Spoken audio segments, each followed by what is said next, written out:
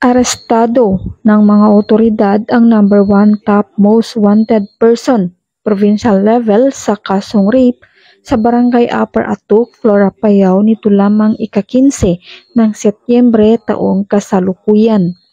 Matagumpay ang operasyon dahil sa pagtutulungan ng mga operatiba sa pangunguna ng Flora Municipal Police Station, katuwang ang Provincial Intelligence Unit, 1st Apayao Provincial Mobile Force Company, Apayao Police Provincial Office, Regional Intelligence Unit 14, RID Frocar at RMFB 15.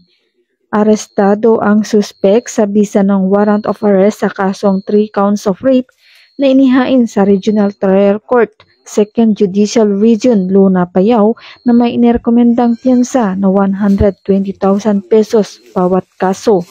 Matapos basahan ng kanyang mga karapatan sa salitang kanyang naiintindihan, dinala ang suspek sa tanggapan ng pulisya para sa tamang dokumentasyon at wastong disposisyon bago i-turn over sa hukuman.